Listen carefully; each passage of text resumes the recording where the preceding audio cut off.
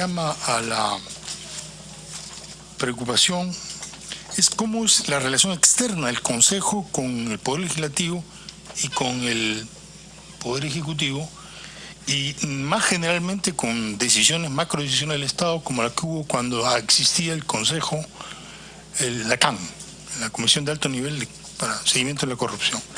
Eso lo presidió por un periodo el Consejo de la Magistratura. La CAN fue presidida por el Consejo de la Magistratura y presentó un proyecto que descentralizaba los consejos de alto nivel a nivel regional. Que sí, el rol político del Consejo trasciende largamente externo lo que ha sido solamente lo que afirma la Constitución y la ley. Había una serie de derivas, digamos, que le han dado responsabilidades. Entonces, creo que hay que meditar también sobre esa interrelación entre distintos niveles del Estado y buscar la fórmula la mejor. Yo estoy de acuerdo totalmente que el control externo, estoy teóricamente convencido que el control externo es lo mejor. Prácticamente estoy totalmente convencido de lo que dice el punto 3 de este reglamento, por razones que la hemos vivido concretamente, ¿no? Entonces, perdón, ¿está de acuerdo con el punto 3 de la propuesta del original de la Constitución Política del 93? Aunque estoy teóricamente totalmente de acuerdo con lo que ha planteado la doctora en lo cómo debería ser, el debería, pero el podría me parece extraordinariamente complejo en este momento difícil, ¿no? Por las razones que señalabas que no tiene el Consejo, o sea, su principal función es elección y ratificación, y eso ya le ocupa muchísimo tiempo y muchísimas energías. ¿No ves tú un Consejo con la capacidad de control que hoy día ejerce el Ministerio Público del Poder Judicial? Ya, pero ¿qué ocurre? Es un barquito frente a un transatlántico. Quiere decir, yo viví la experiencia directa de tener que instruir un caso de un fiscal de la Nación en la comisión disciplinaria. Salir a esa pelea es pues un barquito contra un transatlántico. Es muy difícil, salvo que hubiésemos tenido, aunque tuvimos, digamos, el apoyo masivo de mucha gente que ayudó muchísimo para encontrar soluciones, pero es un esfuerzo inmenso. Y si ese esfuerzo habría que hacerlo, nos tocó también un vocal de la Suprema. Digamos, la correlación es demasiado fuerte. Entonces habría que buscar una solución de repente distinta, intermedia, para ver cómo atender ese tipo de enfrentamientos. Yo creo que es difícil para el Consejo. Imagínense, se viene pues una acción disciplinaria extendida, vuela por los aires, o sea, me parece, pero puedo equivocarme sin duda en esa perspectiva. Por eso te contesto en ese sentido. Para no aburrir más en esto, yo creo que hay mucha información disponible sobre los últimos 27.000 expedientes y los modelos que funcionan en el Consejo y que deberían solicitársele a las autoridades del Consejo que entreguen esa información para que puedan procesar las nuevas posibilidades que se abren para el Consejo, de a partir de las propias experiencias. El hecho que hay este cambio, que cada 5 años se renueva íntegramente, crea las dificultades que han vivido los señores actuales integrantes del Consejo, que no quiere decir que no puedan con su alma, pero que evidentemente hay problemas de adaptación y demora en la adaptación de esto. O sea, que hay un tema que hay que tratar también. De repente 9 años o 7 años para hacer con elección, ¿no? 5, 7, 9, puede ser, o la fórmula que entren 2 de la sociedad civil, claro, que entre trabajadores y también que alivie esa transferencia pesada que es procesarla ya la larga trayectoria en la institución, en mi opinión, desde un punto de vista de elementos. Bien, esas son algunas ideas en borrador todavía, porque sin duda este tema de reforma, como lo planteó muy bien el doctor, es un tema pues, crucial de distribución de poder, de reparto de poder y de correlaciones que hay que considerar. Gracias, Gonzalo García Núñez. Fausto, antes de darte el uso de la palabra, se va a ir la presidenta de la comisión. ¿Es muy cortito? A ver, por favor. Muchas gracias, doctor, y disculpe. Es muy cortito. Mira, no estoy de acuerdo en el punto 1 del 155. Creo que ha sido adelantado el tema, hay una jerarquía y el Poder Judicial es jerarquizado y poner un juez superior, ¿no?, frente a un juez supremo y ponerlo. Yo creo que el tema lo hemos entendido todos sobre eso, y tampoco estoy de acuerdo con las votaciones universales. Creo que esto va más a un manejo de cenáculo, en donde debe reducirse justamente a quienes internamente lideran, ya sea los decanos de las facultades de Derecho en un caso que corresponda. Creo que el tema hay que verlo lo que significa toda una campaña para llegar si se tiene este método. Eso alteraría el comportamiento del tema jurisdiccional. Yo creo que el daño sería muy fuerte. Y el otro tema, el control, evidentemente mucho se peleó por este tema que fuera externo. El mixto fue una especie de transacción, pero ya fue un avance en relación a lo que había. Y bueno, tenía una anécdota sobre este manejo justamente, y contestándole un poquito a mi amigo que hemos tenido siempre esa discrepancia. Sigo pensando que el sistema de nombramiento a través de lo que es el Poder Legislativo sigue siendo mejor que el otro. Lamentablemente hay veces no distinguimos entre poder y política. Y evidentemente los poderes fácticos han ganado más espacio y hacen menos transparente el nombramiento justamente de representantes de los órganos constitucionales. Pero eso lo dejamos siempre para la discusión, y muchas gracias de nuevo por la invitación. Gracias, Fausto. Úrsula. Bien, hemos podido tener entonces en la mesa de trabajo el congresista Gino Costa, el análisis de proyectos de reforma constitucional en Consejo Nacional de la Magistratura. Siga con nuestra programación aquí en Congreso Televisión.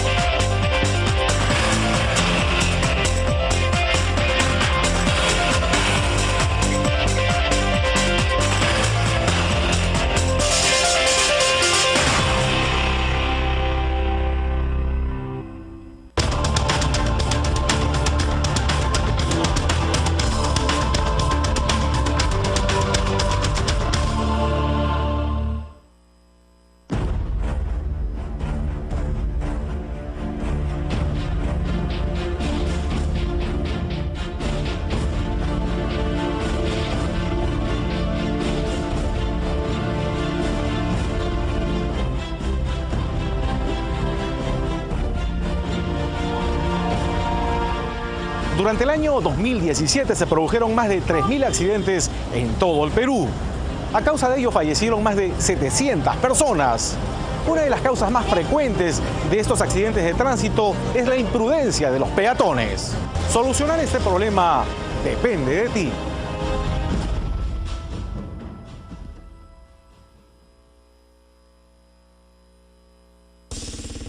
El Congreso de la República, considerado el primer poder del Estado, es la institución que representa la opinión pluralista de la nación. Los congresistas son elegidos para legislar, fiscalizar y representar los intereses ciudadanos. La función de los legisladores es pública y de tiempo completo y comprende los trabajos en el Pleno, la Comisión Permanente y las comisiones, así como la atención a los ciudadanos y a las organizaciones sociales. Por ello, en Congreso Televisión, trabajamos para que usted esté al tanto de toda la labor parlamentaria en cumplimiento de las funciones de legislación, representación y control político. Congreso Televisión, un canal para todos los peruanos.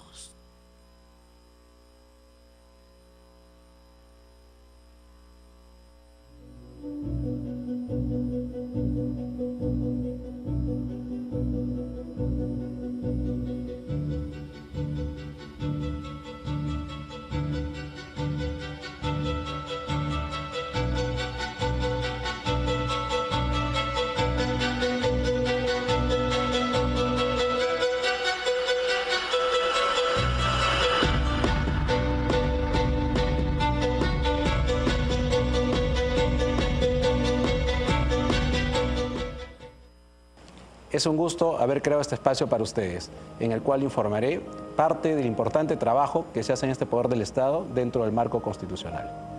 Durante las últimas semanas, el Perú ha atravesado la mayor crisis política de los últimos 18 años. Soy testigo directo que el Parlamento ha estado a la altura de las circunstancias. La colaboración de cada portavoz de las diferentes fuerzas políticas ha sido fundamental para poder salir de esta situación.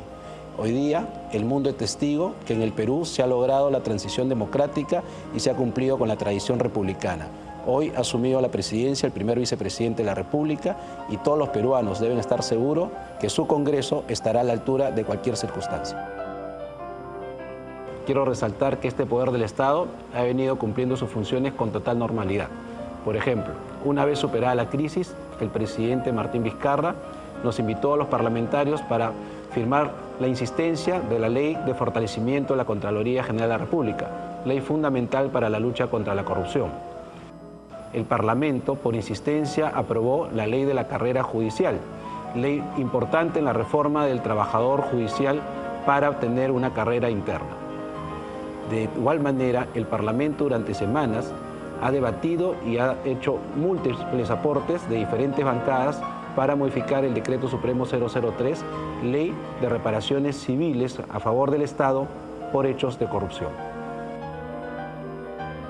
En relación a la gestión administrativa del Congreso, hemos culminado exitosamente una negociación colectiva con el Sindicato de los Trabajadores del Parlamento, lo cual permitirá un ahorro importante al Congreso de la República.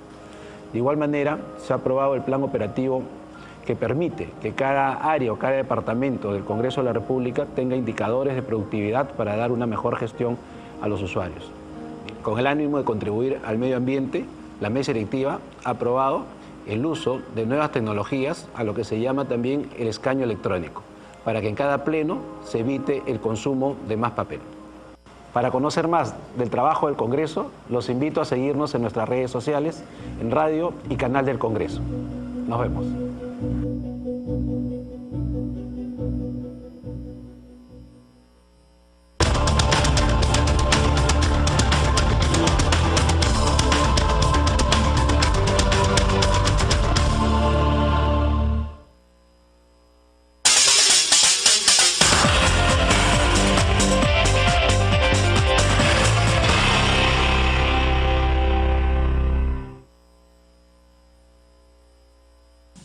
Gracias, Gino. En primer lugar, agradecer la invitación, agradecer a cada uno de ustedes, mi maestro, guía y amigo Javier de Belaunde, que no veo hace lunas, pero gracias por venir y compartir con nosotros su experiencia, cada una de las experiencias personales que ustedes tienen, y también hacernos ver que hay algunas alertas que podemos tomar y que es importante analizar.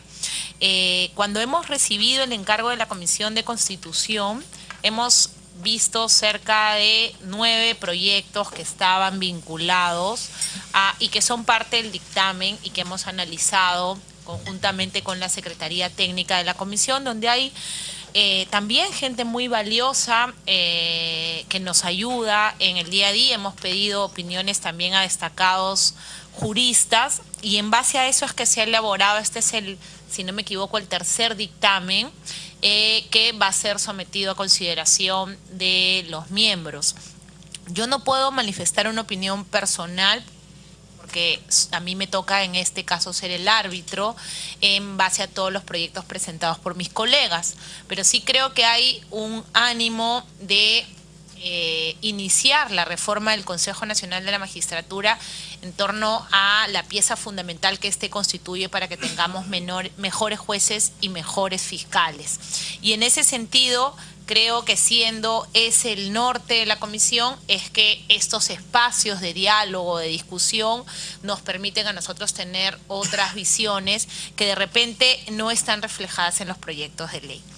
Dicho esto, en el caso de las reformas que estamos trabajando en la Comisión de Constitución, además de la reforma electoral que ha tenido su proceso y que ha tenido 7 leyes como resultado del primer tramo, en la comisión hoy, respecto a reformas constitucionales, estamos viendo la del Consejo y también la de la Procuraduría, que creemos que por ahí tienen cierta relación y que se han venido trabajando en forma conjunta. Además hemos aprobado el tema de un dictamen que tiene que ver con la asignación presupuestal al Poder Judicial, también como parte de las reformas del fortalecimiento del sistema de administración de justicia, y también una ley que permite al Poder Judicial tener la titularidad para presentar acciones de inconstitucionalidad, que era un tema que estaba, creo que lo trabajamos con Vicente. Entonces, esas son las que he encontrado en la comisión, no, fue, sí, ¿no? Y finalmente han sido aprobados como dictamen, están para verlos en el Pleno, pero esos son los 4 temas que hemos tenido en la Comisión de Constitución. En este dictamen del Consejo Nacional de la Magistratura, lógicamente hemos visto hacia atrás qué ha sucedido, hemos visto la experiencia. Yo tuve la suerte de trabajar con el doctor Pázara en el Ministerio de Justicia hace ya varios años, cuando creo que él era el encargado de todo el sistema de las procuradurías, en la época de Baldo Cresalja. Entonces, esta entrevista, de hecho, la hemos visto, a mí también desde el punto de vista académico, nos jala el ojo estas iniciativas. Es una persona, la trayectoria del doctor Pázara, que va más allá de un tema político, partidario o simplemente de conveniencia.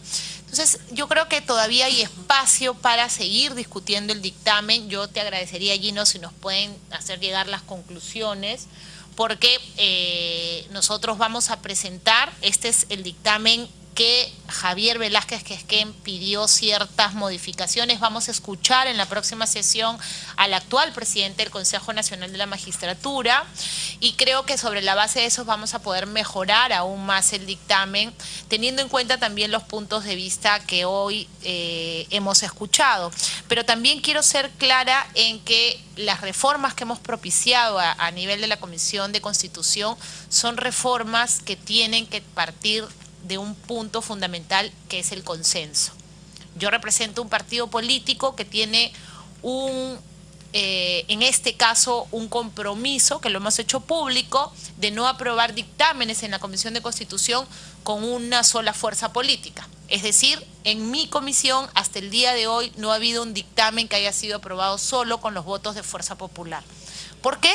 Porque pensamos que estas reformas de fondo, estructurales, tienen que merecer la reflexión y el apoyo de al menos 2 o más fuerzas políticas de las 6 que conformamos la comisión. Y en ese sentido, creo que es bien importante que tengamos en cuenta que esto no va a representar una posición partidaria, sino que estamos en la búsqueda de un consenso mínimo que nos permita, como partidos políticos, legitimar la decisión que finalmente adoptemos respecto de la reforma. Entonces, sí es bien importante esta aclaración, porque la crítica que se construye está sesgada, de repente no se conoce este acuerdo, pero cuando Gino ha participado en la comisión es consciente de que este ha sido un acuerdo que incluso ha propiciado alianzas en algunos casos para votar con la izquierda, otros para votar con incluso Peruanos por el Cambio, y poder generar al menos ese consenso mínimo que una reforma de este tipo necesita. Yo me comprometo, una vez que lleguen las conclusiones de este importante espacio, a analizarlas. Nosotros tenemos una matriz y en cada caso, cuando no acogemos una recomendación, procuramos tener el sustento, sea que viene de la Oficina de Participación Ciudadana, sea que viene de los abogados que conforman la comisión consultiva o de los expertos, para poder tener ese feedback necesario en la mejora de nuestros dictámenes. Yo me comprometo, sí, a verlo personalmente, a analizarlas y a comentarles en una segunda oportunidad, si es que Gino así lo estima, o mediante una comunicación, en cuáles han sido los resultados y cuáles serían las reformas que queremos profundizar, y que debido a la experiencia que ustedes tienen y que hoy han manifestado, podemos seguir trabajando en forma conjunta. Les agradezco nuevamente su atención. Es la semana de representación y tengo que salir a un colegio a explicar la Constitución, así que me voy a excusar de seguir participando. Muchísimas gracias. Muchísimas gracias a ti, Úrsula. Y vamos a hacerte llegar, no las conclusiones, porque digamos, no, pero sí una ayuda a memoria de las ideas que han surgido y las que tienen más fuerza y más consenso o eventualmente unanimidad. Te agradezco por estar acá. Gracias a ti. Yo feliz de escuchar tan valiosas opiniones.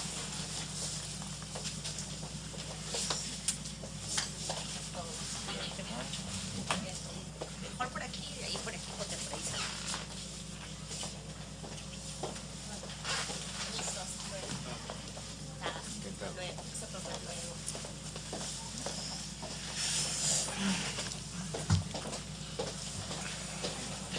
Gino.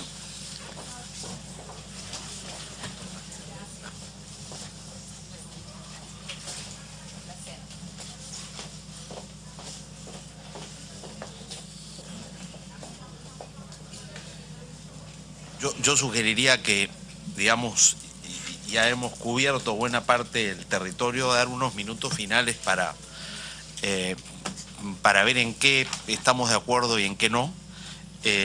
Son 11:38, si pudiéramos terminar a las 12:10 a más tardar sería estupendo. Me pide la palabra el doctor Max Cárdenas. Sí, yo muy breve, solo para completar, yo intervine antes solo en el 154, pero mi interés, por supuesto, es opinar en el 155, en la composición. Y lo voy a hacer muy brevemente, solo para decir que yo tengo una situación autocrítica con los participantes de los colegios profesionales no abogados. Creo que no han estado a la altura en todos los momentos del encargo constitucional a elegir, y entonces ha habido diversidad de figuras que hay que procurar evitar. Por ejemplo, un consejero fue elegido por un colegio profesional porque era abogado. O sea, él tenía dos profesiones. Entonces fue elegido por un colegio profesional no abogado por ser abogado. Entonces eso, porque yo creo que el fondo de la presencia de los delegados de colegios profesionales, creo interpretarlo como la búsqueda de que la participación de los ciudadanos no abogados esté en el Consejo por gente calificada. Por eso se le encarga a los profesionales. Pudieron haber sido una elección abierta de ciudadanos para que dos representantes no abogados lleguen ahí en nombre de la sociedad civil. Pero se ha buscado a través de las universidades y de los colegios profesionales que llegue gente calificada. No sé si calificada, quiero entender qué cosa quiere decir que tengan algún contacto con la esfera legal, como ha sido dicho en algún momento. Eso me parece que habría que precisarlo. ¿Qué sentido de calificación tiene? Creo que hay dos cosas que se deben exigir a quienes postulen. Cierta trayectoria profesional, cierto nivel de trayectoria. ¿Cómo se puede graficar eso? Por ejemplo, para componer el consejo del sistema del SUNEDU, de la superintendencia, se pide una determinada ejecutoria como funcionario público. Eso es una cosa precisa. Nadie pues que no haya ocupado por lo menos algún tipo, adquirió alguna experiencia en la función pública, puede ser, creo yo, miembro del Consejo con solvencia. El cargo del Consejo es un cargo complejo en varios sentidos. Una determinada experiencia en función pública. Determinados cargos califican para ser miembros y determinada capacitación académica, que no necesariamente tiene que ser exclusivamente en derecho, ¿no? La capacitación en la deliberación ética es importante, que a veces no la tienen tampoco necesariamente todos los abogados, ¿no? La capacidad en deliberación ética es muy importante para dilucidar comportamientos. Por ejemplo, yo he encontrado ya en la función misma para juzgar si un magistrado incurrió en la tentación de aceptar un soborno, ¿se necesita formación jurídica? Yo no creo de ninguna manera.